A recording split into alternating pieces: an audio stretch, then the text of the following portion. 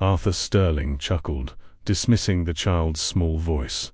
"Leave it to Mrs. Gable, she knows best." His little daughter, her eyes wide with fear, clutched a tattered doll. What she whispered next made his world crumble, freezing his heart forever. The polished chrome of the private jet had barely cooled on the tarmac before Arthur Sterling's luxury sedan whisked him away, the city lights a blur against the deepening twilight. A week-long business trip, a necessary evil in his empire of steel and glass, had kept him away from the sprawling mansion that felt less like a home and more like an echoing tomb since his beloved wife's untimely departure during childbirth. A gnawing guilt often settled in his stomach, a silent companion to his success, reminding him of the vibrant life that had been extinguished and the two small, fragile lives left in its wake. He yearned for the familiar, if somewhat distant, warmth of his children. His 6-year-old daughter, Lily, and her baby sister, Rose. Yet a part of him dreaded the return, the stark reminder of what he had lost, of the emotional chasm that had opened within him. As the car glided up the long, winding driveway, the grand Sterling estate, usually a beacon of quiet opulence, seemed eerily dim. A single flickering light in an upstairs window, the only sign of life. A prickle of unease traced its way up Arthur's spine, a sensation he quickly dismissed as weariness from his journey. He pushed open the massive oak front door, the sound of its heavy thud echoing through the silent foyer, a silence that felt too profound, too absolute for a house with 2 young children. The usual faint scent of freshly baked cookies, a staple of Mrs. Gable's domestic reign, was absent, replaced by a faint, metallic tong he couldn't quite place. He called out, his voice feeling strangely hollow in the vast space. "Lily? Rose? Mrs. Gable?" No response came, only the persistent, unsettling quiet. He moved through the house, his expensive leather shoes making no sound on the plush Persian rugs, a growing knot of anxiety tightening in his chest. The drawing room was immaculate, the kitchen spotless, but empty. As he ascended the grand staircase, a faint, choked sob reached his ears, a sound so fragile and heartbreaking that it instantly dissolved his professional composure. It came from upstairs, from the nursery wing. His pace quickened, his heart beginning to pound a frantic rhythm against his ribs. The sobs grew clearer, punctuated by a low, guttural growl that was unmistakably human, yet utterly devoid of warmth. Fear, cold and sharp, pierced through the fog of his grief and exhaustion. He found the nursery door ajar, a sliver of light escaping into the darkened hallway. Peeking inside, his breath caught in his throat, a silent scream forming in his mind.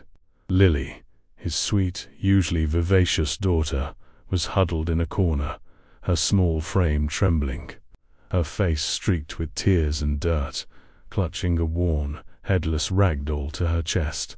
Her eyes, usually sparkling with innocent curiosity, were wide with a terror that ripped through Arthur's soul. In the center of the room, Mrs. Gable, their live-in housekeeper, a woman he had trusted implicitly, stood over Rose's crib, her back to him, her posture rigid, a chilling, almost predatory stillness about her. The baby, Rose, was crying, a thin, reedy wail that spoke of profound distress. Mrs. Gable turned slowly, her face a mask of practiced concern that didn't quite reach her eyes. Her smile, usually so reassuring, seemed to stretch too wide, revealing a hint of something cold and calculating beneath. "Mr. Sterling, you're back. The children were just having a bit of a restless evening." Her voice, usually soft and deferential, held an edge of something sharp, almost challenging. But Arthur's gaze was fixed on Lily, who, seeing him, launched herself forward, her small hands reaching out as if to grasp at a lifeline. "Daddy, please, Daddy, make her stop, protect us." The words, raw and desperate, tore through the silence, shattering the last vestiges of Arthur's denial. The world tilted on its axis, and the chilling realization began to dawn on Arthur. Shattering the carefully constructed peace he believed he had secured for his children. Arthur's sophisticated facade crumbled instantly, his carefully constructed world of distant grief and professional triumph shattering around him. He knelt, pulling Lily into a fierce, protective embrace, her small body trembling against his, the soft fabric of her nightgown feeling thin and fragile.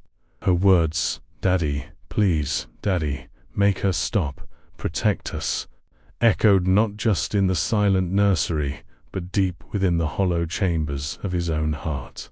A stark, painful indictment of his recent emotional absence. He had been so consumed by the profound sorrow that had enveloped him after his wife's beautiful, yet ultimately tragic, departure during childbirth, leaving him with an immense fortune, but an even greater void. He had thrown himself into his work, believing that providing for his children meant ensuring their material comfort, delegating their emotional well-being to others, most notably to Mrs. Gable, the woman who now stood before him, her eyes still holding that unsettling, almost predatory glint beneath her feigned concern. He had hired Mrs. Gable shortly after his wife's passing, drawn by her impeccable references and her seemingly boundless empathy during their initial interviews. She had presented herself as a paragon of domestic perfection, a woman who understood the delicate needs of a grieving family, promising to bring warmth and order back to a household plunged into disarray. Her presence had been a balm to his shattered nerves, allowing him to retreat into the safe, sterile world of his business empire, trusting her implicitly with the most precious parts of his life. He saw her as a godsend, a steady hand guiding his young daughters through their motherless existence, never questioning the subtle shifts in their demeanor, dismissing Lily's occasional quietness as childhood shyness, and Rose's frequent fussiness as typical infant behavior. He had been so blind, so utterly lost in his own sorrow, that he had failed to see the venomous tendrils beginning to wrap around his beloved children. Mrs. Gable, sensing the shift in Arthur's usually aloof gaze, attempted to regain control of the situation, her voice a sickly sweet melody that now grated on Arthur's ears. "Mr. Sterling, dear Lily, is simply overtired. We had a rather spirited day, didn't we, sweet pea?" She reached out a hand, but Lily flinched violently, burrowing deeper into Arthur's chest, her tiny fingers clutching his shirt as if it were the only anchor in a storm. Arthur felt the tremor run through Lily's small frame, a visceral reaction that spoke volumes beyond any words. He held his daughter tighter, his eyes narrowing as he looked at Mrs. Gable, seeing her not as the dedicated housekeeper he had trusted, but as a stranger, a figure whose carefully constructed facade was now cracking under the weight of his daughter's fear. He noticed the subtle details now, the ones he had dismissed during his brief, often rushed, visits home. Lily's usually vibrant dresses seemed duller, often wrinkled, and her once sparkling hair was unkempt, a stark contrast to the meticulous appearance Mrs. Gable always maintained for herself. And Rose, his precious baby Rose, who often seemed to cry more than she cooed, her tiny face frequently flushed and tear-stained, her cries now seemed to resonate with a deeper, more profound sadness than he had ever allowed himself to acknowledge. He remembered the faint, almost imperceptible bruise on Lily's arm a few weeks prior, dismissed by Mrs. Gable as a clumsy fall, a narrative he had accepted without question. A wave of crushing guilt washed over him, a physical ache in his chest. As he realized the depth of his own negligence, his failure to truly see, to truly protect. The faint metallic tong he had noticed earlier in the foyer now seemed to fill the nursery, a cold, sterile scent that replaced the warmth of home. He gently stroked Lily's hair, his mind racing, piecing together fragments of unsettling memories. Moments where Mrs. Gable's eyes had seemed to linger too long on his wife's portrait, or where her voice had held an almost imperceptible edge of resentment when speaking of his family's wealth.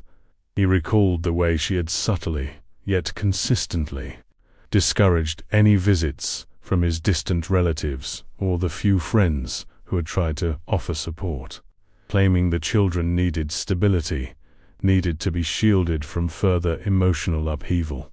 It was a manipulative isolation, he now realized, designed to cut off any potential allies, leaving his daughters vulnerable and him oblivious.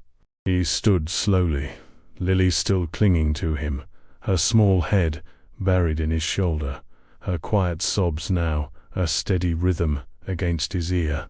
His gaze swept around the nursery, noting how meticulously tidy it was, almost unnaturally so, devoid of the usual playful clutter of children's toys, as if life itself had been neatly filed away.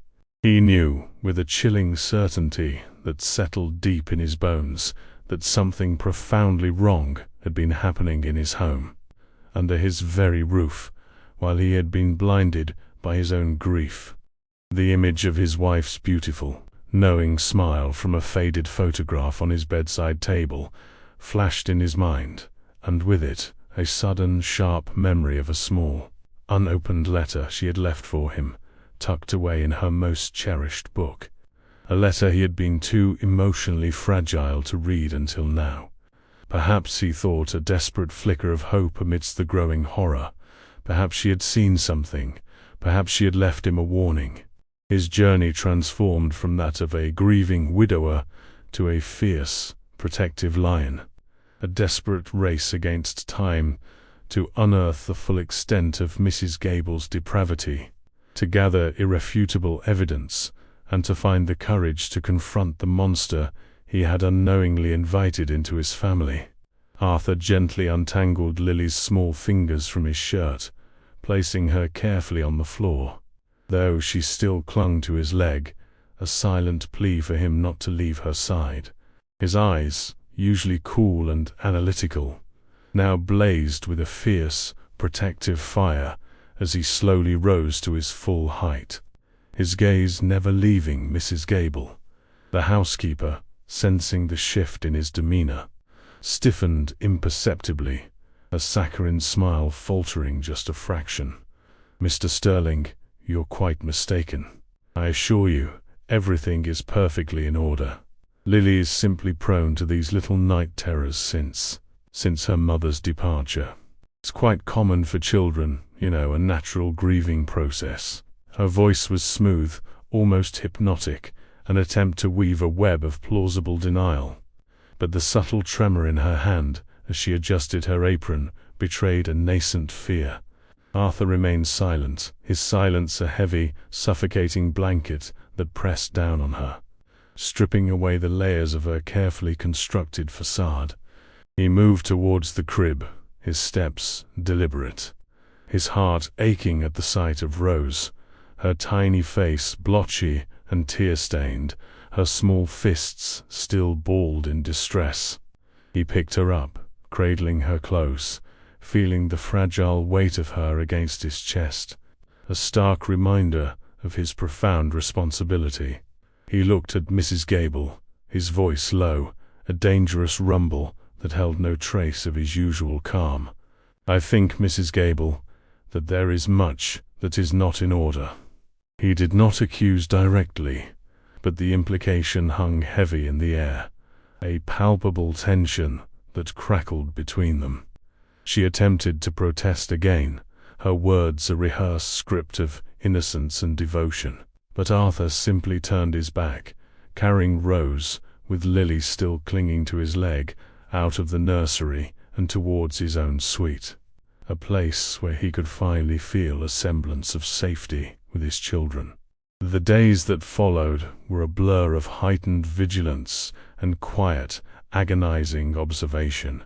Arthur, feigning a return to his demanding work schedule, instead became a phantom presence in his own home, his senses acutely attuned to every sound, every shadow. He noticed the subtle cues now, the way Lily would flinch if Mrs. Gable moved too quickly, the unnatural quiet that would descend upon the children's wing whenever the housekeeper was present, a silence that felt less like peace and more like suppressed fear. He saw the faint, purplish smudges on Lily's arm, dismissed by Mrs. Gable as playing too roughly, and the way Rose would sometimes whimper inconsolably, her small body arching away when Mrs. Gable tried to pick her up. The housekeeper, ever the chameleon, would switch effortlessly between a facade of doting care when Arthur was near, offering sweet tea and gentle words, and a chilling detachment, sometimes even a veiled impatience, when she thought herself unobserved. One afternoon, Arthur, pretending to be engrossed in a financial report in his study, heard the distinctive click of a lock from the children's wing. Moments later, Mrs. Gable emerged, her face placid, a small, knowing smirk playing on her lips as she descended the stairs. He waited until he heard her in the kitchen, then swiftly and silently made his way upstairs. The door to Lily's room, usually left ajar for the fresh air and the sounds of play, was indeed locked. He pressed his ear against the polished wood, hearing faint, muffled sobs from within, a sound that tore at his very soul. He didn't dare confront Mrs. Gable directly, yet. He needed more concrete evidence, something undeniable that would stand against her practiced deceit. The image of his wife's letter, tucked away in the worn leather-bound copy of her favorite poetry, now burned in his mind, a beacon in the encroaching darkness.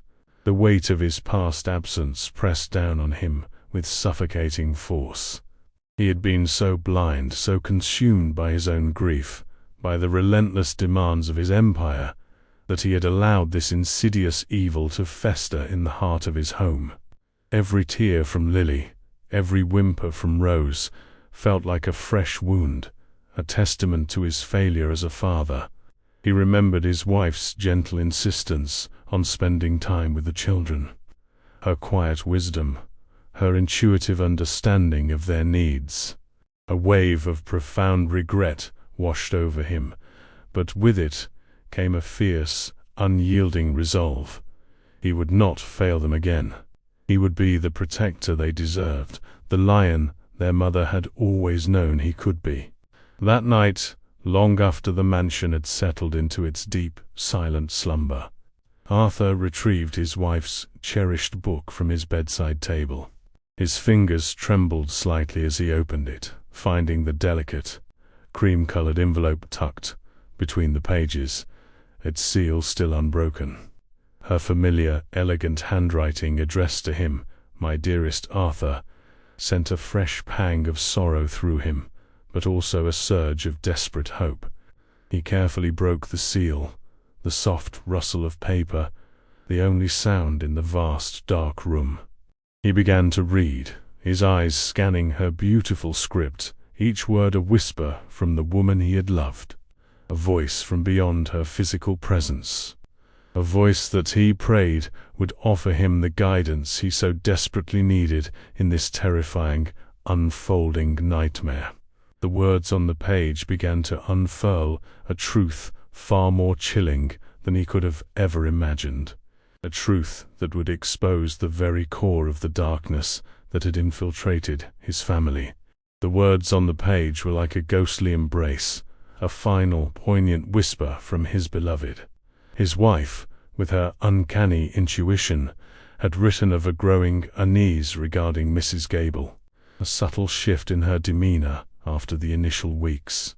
She had noted how the housekeeper seemed to subtly undermine the children's confidence, how she would sometimes speak of the sterling fortune with an avaricious glint in her eye, disguised quickly by a demure smile. The letter detailed how Mrs. Gable had once, quite casually, inquired about the specifics of Arthur's will, particularly concerning the children's inheritance, under the guise of ensuring their future security. His wife had dismissed it then as overzealousness, but the memory had lingered, a faint discord in the symphony of her otherwise perfect domestic arrangements. More chillingly, the letter spoke of small, unexplained incidents, a favorite toy broken and blamed on Lily, a sudden, inexplicable illness that left Rose weak and lethargic for days, dismissed by Mrs. Gable as a common childhood ailment. His wife had felt a coldness emanating from the woman, a calculated distance that contradicted her outwardly caring persona, a sense that she was merely playing a part, waiting for an opportune moment. She had urged Arthur to always trust his instincts, especially when it came to their precious daughters, to look beyond the surface, to protect their inheritance not just from external threats, but from those within their very home. A profound shiver ran down Arthur's spine, a chilling confirmation of his darkest fears. His wife had seen it, or at least sensed it, the nascent tendrils of malevolence, even before her departure. The dawn that followed was not just a new day, but a new resolve. Arthur, no longer a grieving widower, but a man awakened, began his meticulous investigation, his grief now channeled into a laser-like focus on protection. He started with the house itself, installing miniature, almost invisible cameras in key areas of the children's wing, the nursery and the playroom, disguised as part of the elegant decor. He spent hours poring over financial records, scrutinizing every expense, every small transaction, looking for discrepancies. He noticed a pattern of increasingly large purchases under household supplies that seemed far too extravagant for their actual needs, along with unexplained withdrawals from a petty cash account he rarely monitored. These were small leaks at first, but cumulatively, they painted a picture of systematic pilfering, a subtle siphoning of his wealth, confirming the hint of avarice his wife had noted. Mrs. Gable, with her access to the household accounts and her seemingly unassailable position of trust, had been slowly enriching herself, believing her actions would go unnoticed amidst the vastness of the sterling fortune and Arthur's emotional detachment. His interactions with Mrs. Gable became a delicate dance of feigned normalcy and internal scrutiny. He would observe her, his gaze lingering just a moment too long, searching for any flicker of guilt or apprehension.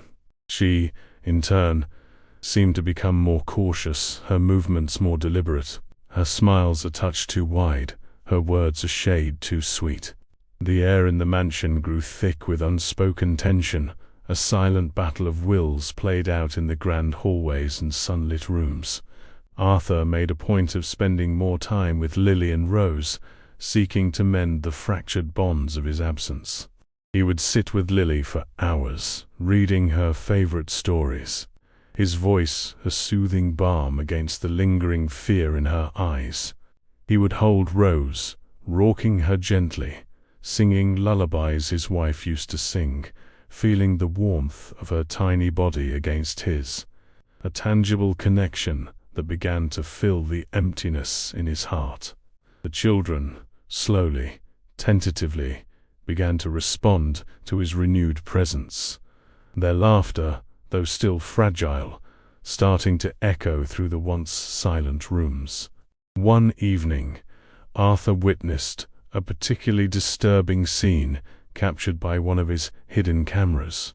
Mrs. Gable, believing herself alone with Lily in the playroom, had snatched a drawing from the child's hand, a colorful picture of Lily Rose and Arthur holding hands.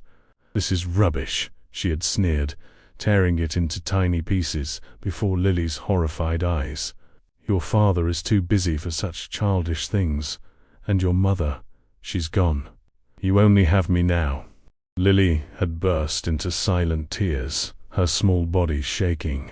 But Mrs. Gable had merely turned her back, leaving the child alone amidst the shredded paper, her cruelty a cold, calculated act designed to further break the child's spirit and reinforce her own perceived authority. Arthur watched, his blood running cold, a primal rage coiling in his gut. This wasn't just neglect, it was psychological torment, a systematic dismantling of his daughter's emotional well-being. The revelation of his wife's letter, combined with the mounting evidence of financial impropriety and the chilling video footage, solidified Arthur's resolve. He spent his nights meticulously archiving every piece of evidence, every recorded incident, every suspicious transaction. He noticed how Mrs. Gable would often divert the children's attention away from any mail that arrived, particularly if it looked official, and how she would subtly steer conversations away from his wife's family, who would occasionally try to reach out. It became clear that her goal was not just financial gain, but complete control. To isolate the children and consolidate her power over the Sterling estate. She was weaving a complex web of deceit, slowly but surely, attempting to manipulate the inheritance. Perhaps even planning to declare Arthur unfit or absent, positioning herself as their legal guardian. The sheer audacity of her scheme was breathtaking, a testament to her deep-seated resentment and avarice. Arthur knew he could not confront her without an airtight case. He needed to ensure her downfall was absolute, that she would never, again, be able to harm a child or exploit a vulnerable family. His love for Lily and Rose, once a quiet, almost theoretical feeling, had blossomed into a fierce, all-consuming flame, burning away the last vestiges of his grief-induced apathy. He would protect them, not just from physical harm, but from the insidious emotional scars she was inflicting. He began to subtly reconnect with his wife's distant cousin, Eleanor, a compassionate and sharp-witted woman who had always been fond of the children, but had been politely, yet firmly, kept at by Mrs. Gable's protective measures. Arthur knew he would need allies, people who genuinely cared for his family, to help him navigate the treacherous path ahead and bring this darkness to light. The battle was far from over, but Arthur Sterling, the once emotionally distant millionaire, was now fully present, fully engaged, a guardian awakened, ready to fight for his children's very souls. As Arthur started to subtly re-engage with Eleanor, his wife's distant cousin, he found a kindred spirit, a woman whose eyes held a deep sadness for his loss, but also a fierce protectiveness for the girls. Their initial conversations, disguised as casual catch-ups, quickly peeled back layers of Mrs. Gable's calculated isolation. Eleanor recounted how her calls to the mansion had often gone unanswered, or how Mrs. Gable would politely, yet firmly, deflect any attempts to visit, citing the children's fragile emotional state and need for routine. "She always said you preferred them to be undisturbed, Arthur," Eleanor had stated, her brow furrowed with a dawning realization that any outside influence would only upset their delicate balance after your wife's departure. This confirmed Arthur's suspicions, painting a clearer picture of Mrs. Gable's deliberate efforts to sever the children's connections to their extended family, leaving them entirely dependent on her, and thus more vulnerable to her manipulation. Arthur shared snippets of his growing unease, carefully omitting the full extent of his surveillance for now, wanting to gauge Eleanor's reaction. He spoke of Lily's sudden quietness, Rose's unexplained fussiness, and the faint marks he had dismissed. Eleanor listened intently, her expression shifting from concern to a quiet anger. She recalled a time, months ago, when she had managed a brief visit, only to find Lily unusually withdrawn, clutching a single tattered blanket, while Mrs. Gable hovered, her smile unwavering but her eyes cold.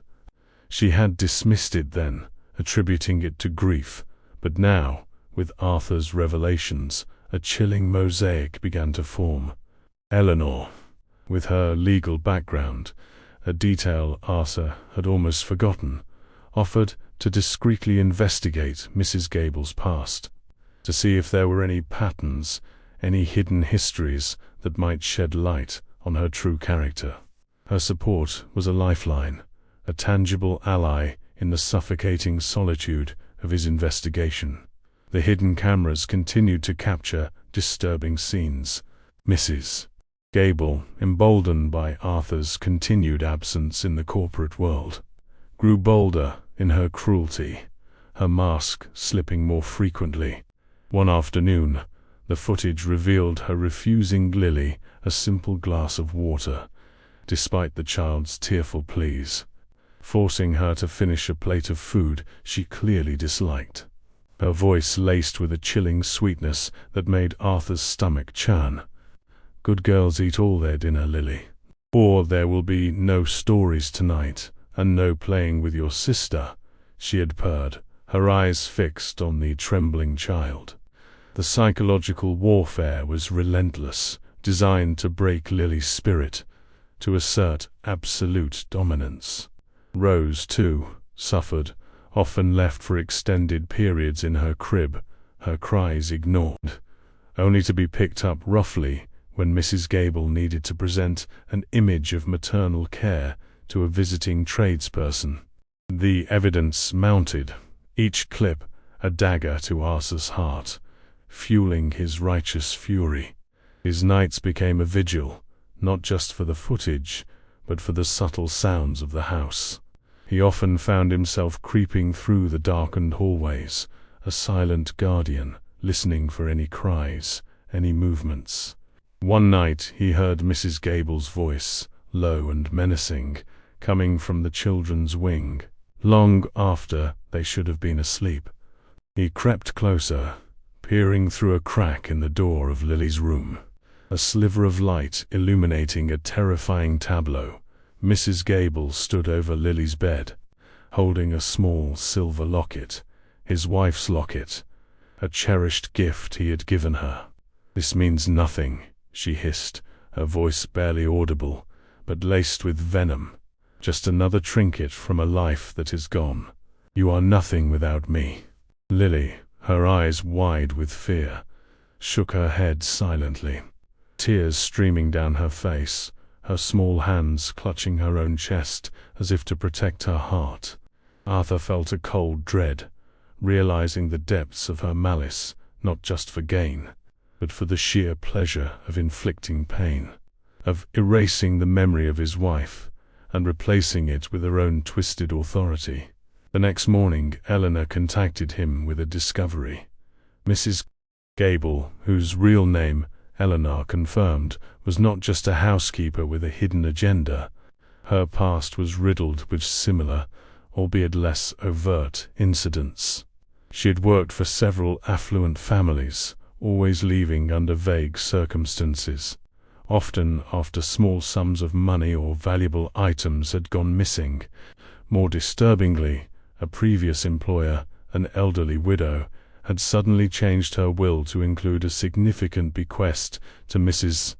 Gable, only to revert it back mysteriously after a visit from a distant relative who had found the widow in a state of extreme distress and confusion. The case had never gone to court, dismissed as the eccentricities of old age, but now, through Eleanor's diligent research, a pattern of manipulation and exploitation began to emerge, connecting to Arthur's own suspicions about the inheritance. Mrs. Gable was not merely pilfering. She was a predator, meticulously planning to usurp what was not hers. using emotional and psychological leverage to achieve her nefarious goals. Arthur's connection with his children deepened with every passing moment he spent with them. Every shared laugh, every comforting hug. He would take Lily to the sprawling gardens, pointing out the vibrant colors of the flowers, listening to her quiet stories, encouraging her to draw again, praising her every stroke. He spent hours in the nursery, holding Rose, letting her tiny fingers grasp his, whispering promises of safety and love. The children, still bearing the invisible scars of Mrs. Gable's cruelty, slowly began to unfurl, like delicate blossoms reaching for the sun. Lily's eyes started to regain a flicker of their former sparkle, and Rose's cries became less frequent, replaced by gurgles of contentment when Arthur was near. He saw the healing, fragile as it was, and it solidified his resolve. He was not just fighting for justice, he was fighting for their childhoods, for their right to a life filled with joy and unconditional love. A life free from the shadow of Mrs. Gable's malevolence. The time for subtle observation was drawing to a close. The monster had been fully revealed, and Arthur, with Eleanor by his side, was ready to confront the darkness head-on, armed with truth and an unshakable father's love. Arthur and Eleanor met discreetly, often in hushed tones over encrypted calls, or in a quiet corner of a public library, far from the prying eyes and ears of the mansion. The sheer volume of evidence Arthur had accumulated was staggering. Hours of video footage capturing Mrs. Gable's psychological torment. Her chillingly sweet threats, her physical neglect, and the outright destruction of Lily's treasured drawings. Eleanor, with her sharp legal mind, meticulously organized the financial discrepancies, cross-referencing the exaggerated household expenses with the unexplained withdrawals, building a compelling case of systematic theft and attempted manipulation of the sterling inheritance. She had also unearthed a pattern of previous employers where similar incidents had occurred, establishing a clear modus operandi for Mrs. Gable, showcasing her as a serial predator of vulnerable families. This wasn't just about a disgruntled employee. It was about a calculated campaign of abuse and fraud. Eleanor explained the legal pathways, emphasizing the need for a comprehensive approach that would not only ensure Mrs. Gable's justice, but also protect the children from any further trauma during the process. "We need to present an irrefutable case, Arthur," she had stated, her voice firm but compassionate, one that leaves no room for doubt or counter-accusation.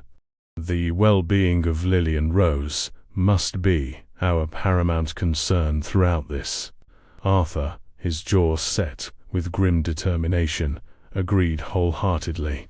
His focus was singular: to shield his daughters, to ensure that the monster who had invaded their lives would be permanently removed, her power utterly stripped away. The plan was to approach the authorities with a fully compiled dossier, leaving no stone unturned, no avenue for Mrs. Gable to escape accountability. As their preparations solidified, Mrs. Gable, perhaps sensing the subtle shift in the mansion's atmosphere, grew increasingly agitated. Her carefully maintained facade began to crack under the pressure of Arthur's newfound presence and the children's tentative return to their natural vivacity. She would eye Arthur with a new suspicion, her smiles becoming forced, her movements sharper, almost erratic.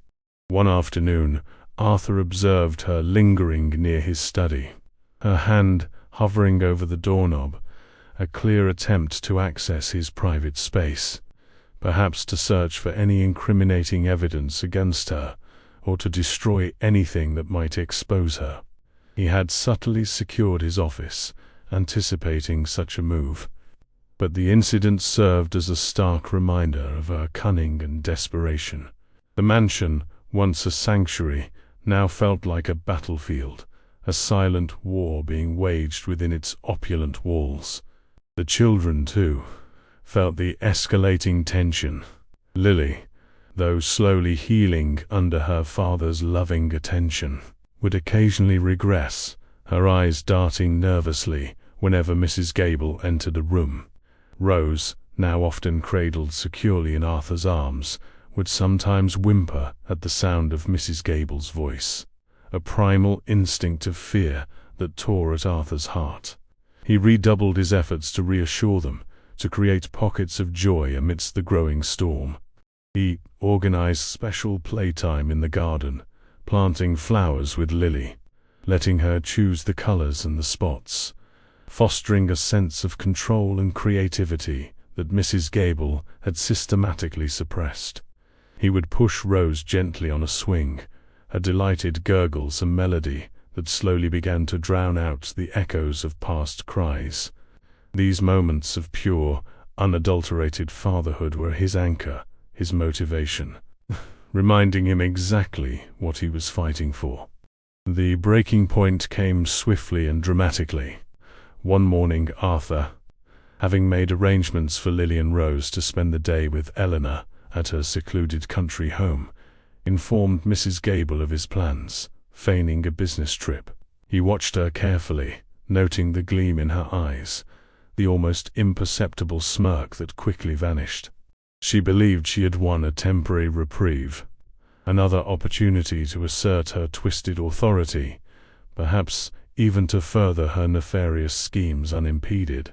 However, as soon as the children were safely out of the house, Arthur returned, his face a mask of cold resolve.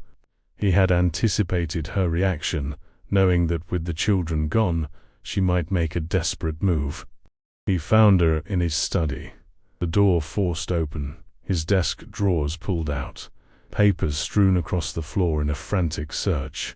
She was clutching a small, leather-bound ledger, his personal financial journal, her eyes wide with a mixture of panic and furious defiance. She had discovered the hidden cameras too, smashing one in a fit of rage, the shattered lens reflecting her distorted image like a broken mirror. Her face, usually so composed, was contorted with a venomous fury, her perfect coiffure now disheveled, revealing the true monster beneath the polished veneer. Arthur stood in the doorway, his presence a sudden, chilling shadow that fell across her. This was it, the moment of truth, the final confrontation. His voice, when it came, was not a shout, but a low, dangerous growl, filled with the weight of all his past grief, his current rage, and his unwavering love for his daughters. "You have utterly underestimated me, Mrs. Gable, and you have made your last mistake." The air crackled with the unspoken threat, the end of her reign of terror, finally at hand. Mrs. Gable's face, already a canvas of disarray, contorted further into a grotesque mask of disbelief and pure, unadulterated fury at Arthur's words, which hung in the air like a death knell to her carefully constructed world of deceit. She let out a guttural, almost animalistic cry, clutching the ledger to her chest as if it were a shield against the truth. "How dare you!" she shrieked, her voice raw and unrecognizable from the saccharine tone she usually employed, her eyes blazing with a desperate, cornered animal's rage. "After all I have sacrificed, all I have done for those wretched children, while you wallowed in your self-pity and your endless business trips." She lunged forward, her hand reaching out, not to strike, but to lash out with words, to wound Arthur where she knew he was most vulnerable, attempting to deflect the blame, to paint herself as the wronged party. "You were never there for them, you barely knew them. I was their mother, their protector, their only comfort after her departure." Her words, though laced with venom and falsehood, still struck a painful chord within Arthur, a reminder of his past failures. But the sting was fleeting, quickly overshadowed by the fierce resolve that now burned within him. He had seen too much, felt too much, to be swayed by her manipulative dramatics now. Arthur remained a statue of unyielding resolve, his gaze unwavering, piercing through her frantic accusations. He took a single deliberate step forward, his towering presence seeming to shrink the room, diminishing her desperate flailing. "I was absent, yes," he admitted, his voice a low thrum that vibrated with suppressed power. "But my eyes were not closed forever. I saw you, Mrs. Gable. I heard you. I've seen every tear, every cruel word, every calculated act of malice you inflicted upon my daughters." His words were not an accusation, but a statement of undeniable fact, each one landing with the weight of irrefutable proof. Her face paled, the last vestiges of her defiance crumbling as the full weight of his meaning dawned on her. She knew then that her carefully constructed charade had been utterly dismantled, her reign of terror over. Without breaking eye contact, Arthur reached for the discreet communication device in his pocket, a prearranged signal to Eleanor and the authorities. Within minutes, the soft hum of an approaching vehicle could be heard on the long, winding driveway, a sound that filled the mansion's opulent silence with the impending clang of justice. Mrs. Gable's eyes darted frantically around the room, searching for an escape, a way to salvage her shattered ambitions, but there was none. She looked at the smashed camera, then back at Arthur, a flicker of raw, unadulterated hatred replacing the panic in her gaze. "You will regret this," she hissed, her voice barely a whisper, but thick with a promise of vengeance that Arthur knew would never come to fruition. He simply met her gaze, his expression a testament to his unwavering commitment to his children's safety and his absolute certainty in the justice that was about to unfold. Soon the heavy oak doors of the study swung open, revealing Eleanor, her face a mask of controlled determination, flanked by 2 uniformed officers and a legal representative. The air thickened with a palpable tension, the quiet authority of the law now filling the space Mrs. Gable had once dominated with her insidious presence. Eleanor's eyes met Arthur's, a silent acknowledgement of the battle won, but also a shared understanding of the long road to healing that lay ahead. The officers moved with calm efficiencies, taking in the scene, the disheveled study, the scattered papers, the smashed camera, and Mrs. Gable, still clutching the ledger, her body rigid with a mixture of shock and impotent rage. Mrs. Gable immediately launched into a frantic, tearful monologue, attempting to play the victim, her voice now a whimper, a stark contrast to her earlier ferocity. She tried to accuse Arthur of mental instability, of fabricating evidence due to his grief, of being an unfit father who had neglected his children and was now lashing out at the only person who truly cared for them. Her performance was a desperate, final attempt at manipulation, a grotesque caricature of maternal concern, but the officers, guided by Eleanor's brief but precise briefing and the visible evidence of the forced entry and the smashed camera, remained unmoved. The legal representative calmly began to outline the charges, his voice devoid of emotion, listing the financial fraud, the child endangerment, and the psychological abuse, each word a nail in the coffin of her freedom. As the officers gently but firmly took the ledger from her trembling hands, securing it as evidence, Mrs. Gable let out another piercing shriek, a sound that echoed through the grand halls, devoid of any genuine emotion, merely a raw expression of her utter defeat. She struggled, not with physical violence, but with a desperate, flailing resistance, her words now a torrent of incoherent accusations and self-pity. "This is a travesty," she wailed, her eyes wild, her carefully constructed image utterly shattered, revealing the true monster beneath. She was escorted out of the study, her once perfect appearance now a disheveled mess, her parting glare at Arthur a chilling promise of hatred that would forever remain unfulfilled. The heavy doors closed behind her, sealing her fate and marking the end of her insidious hold over the Sterling household. With Mrs. Gable's removal, a profound quiet descended upon the mansion, a silence that felt both heavy with the weight of past torment and light with the promise of newfound peace. Arthur stood for a long moment, the adrenaline slowly receding, replaced by a deep, bone-weary exhaustion. Eleanor approached him, placing a comforting hand on his arm. "The children are safe, Arthur," she assured him, her voice soft, filled with genuine warmth. "They are with me, and they are playing in the garden, completely unaware of what has just transpired." A wave of immense relief washed over Arthur, momentarily loosening the tight knot of tension that had resided in his chest for weeks. He knew the fight for justice had only just begun, that the legal battles would be arduous, but the immediate threat to his daughters had been neutralized, and for that he was eternally grateful. The ensuing days were a whirlwind of legal preparations. Arthur, with Eleanor's expert guidance, meticulously compiled the vast trove of evidence, the hidden camera footage, the financial records detailing Mrs.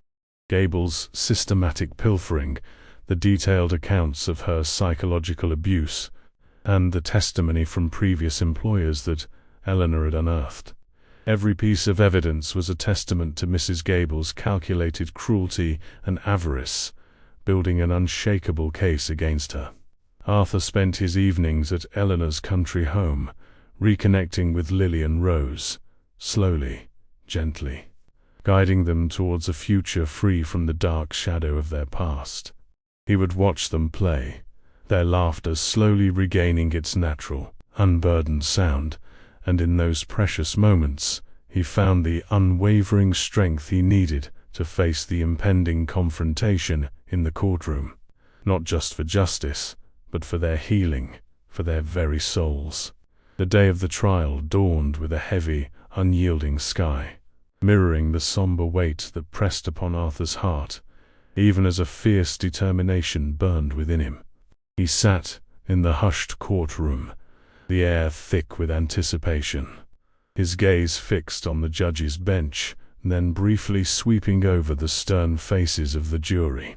Eleanor, a pillar of quiet strength, sat beside him, her composure a testament to her unwavering belief in their cause.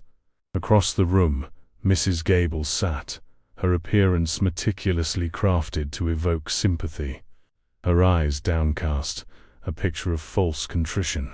Yet, Arthur could see the subtle tension in her jaw, the way her fingers clutched at the fabric of her dress, betraying the coiled fury beneath her carefully constructed facade. He felt a profound sense of responsibility, not just for the outcome of this legal battle, but for the silent voices of his daughters, whose innocence he was now fighting to protect and restore.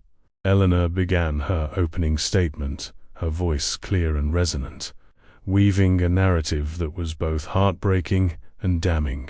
She presented the financial records, detailing the systematic theft of funds, the suspicious withdrawals, and the inflated expenses, each transaction a cold, calculated betrayal of trust. Then came the chilling video footage, played in a dimly lit courtroom, revealing Mrs. Gable's true nature. The jury watched in stunned silence as the seemingly benevolent housekeeper transformed into a tormentor, her sweet words masking cruel intentions, her neglect of Rose, her psychological manipulation of Lily, all laid bare. Arthur watched, his own pain a dull ache, but his resolve hardening with every frame. Every tear he had already shed in private, now fueling his public fight for truth. The evidence spoke volumes, painting a vivid, undeniable picture of a predator operating within the sanctuary of a family home. As the raw, unedited footage of Mrs. Gable refusing Lily water, forcing her to eat, and destroying her precious drawings filled the courtroom. A collective gasp rippled through the spectators. Mrs. Gable, unable to maintain her composure any longer, erupted.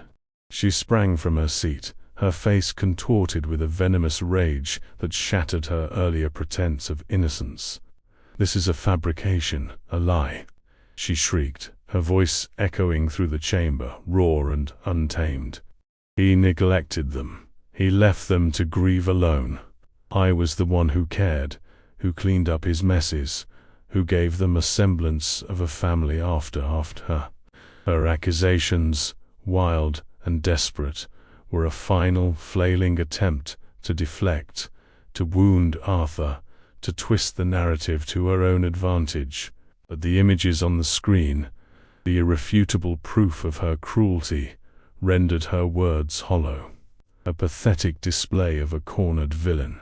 The judge, a figure of calm authority, swiftly brought order back to the court, his gavel striking with a decisive finality. Despite Mrs. Gable's outburst, the evidence continued to mount, each piece meticulously presented by Eleanor.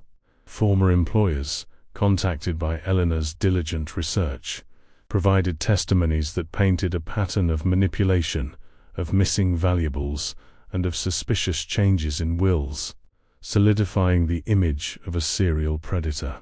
The children's pediatrician, called to the stand, corroborated the subtle physical signs of neglect and distress he had observed, which he had initially attributed to the trauma of their loss, but now, in light of the new evidence, recognized as clear indicators of abuse. The weight of truth was crushing, leaving no room for doubt, no crack for Mrs. Gable's desperate lies to exploit. After days of harrowing testimony and the relentless presentation of irrefutable evidence, the jury returned with a verdict that resonated through the courtroom with the force of a thunderclap: guilty on all counts. A collective sigh of relief, almost imperceptible, swept through the room. Arthur felt a profound, almost dizzying wave of exhaustion and, finally, a sense of justice. He looked at Eleanor, a silent acknowledgement of their shared victory, a testament to their combined efforts. Mrs. Gable, her face pale and devoid of all pretense, was led away. Her power stripped, her reign of terror definitively ended. The court proceedings concluded with the judge's stern pronouncement of a lengthy sentence, a just punishment for her heinous crimes, ensuring that she would no longer be able to inflict pain upon vulnerable souls. In the immediate aftermath, the mansion, once a place of silent torment, began to breathe again, slowly shedding its oppressive atmosphere. Arthur returned, not to the lonely halls of his grief, but to the joyful chaos of Lily and Rose. Eleanor, having played an indispensable role, remained a steadfast presence, offering not just legal advice, but genuine friendship and support, helping Arthur navigate the complex emotional landscape of his daughter's recovery. The first few weeks were dedicated entirely to healing, to re-establishing trust, and to simply being present. Arthur held his daughters close, reading stories, playing games, and allowing them to simply be children, free from fear. He sought the best child psychologists, ensuring that Lily and Rose received the gentle, expert care they needed to process their trauma, to understand that what had happened was not their fault, and to slowly, painstakingly, rebuild their sense of safety and self-worth. The mansion, once a symbol of his emotional absence, was transformed. He opened the once closed doors, inviting sunlight and laughter back into every room. He spent hours with Lily in the sprawling gardens, teaching her the names of flowers, letting her plant her own seeds, watching her small hands carefully nurture new life. Rose, now a bubbly toddler, followed him everywhere, her infectious giggles filling the silence that had once been so heavy. Arthur, too, began to heal, shedding the last vestiges of his overwhelming grief. He found solace in their innocent joy, in the simple acts of fatherhood, realizing that his wife's departure had not left him empty, but had left him with the most precious gifts imaginable, their daughters, whose love was a beacon, guiding him towards a brighter, more connected future. The journey ahead was still long, but it was a journey they would take together as a family, bound by an unbreakable love. 2 years unfolded, each day a gentle brushstroke, adding color and warmth to the once somber canvas of the Sterling mansion. The grand halls, once echoing with silent grief and hidden fear, now resonated with the joyous symphony of childhood laughter and the comforting hum of a truly lived-in home. Lily, now an energetic 8-year-old, blossomed into a vibrant, imaginative girl, her eyes sparkling with curiosity as she led her father through elaborate, make-believe adventures in the sprawling gardens. Her drawings, once stifled and torn, now adorned the refrigerator and Arthur's study walls, bursting with color and unbridled joy, each stroke a testament to her rediscovered freedom and creativity. Rose, a bright-eyed toddler, chattered incessantly, her tiny hands reaching for Arthur's, her every movement a pure expression of trust and boundless affection. The twin sisters, once isolated in their shared sorrow, were now inseparable, their bond fortified by shared healing and the unwavering love that enveloped them. Arthur had fully embraced his role as a loving present father, his heart no longer burdened by the crushing weight of past grief and guilt. He learned to bake cookies with Lily, their flour-dusted hands creating sweet memories, and he spent countless hours pushing Rose on the swing, her delighted squeals filling the air with a melody that healed his soul. Family meals were no longer silent affairs, but lively gatherings, filled with stories, laughter, and the simple, profound joy of being together.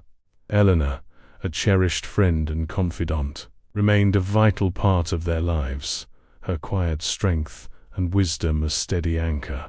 She often joined them for Sunday lunches, her presence a reminder of the courage it took to stand for truth, and a testament to the enduring power of genuine human connection.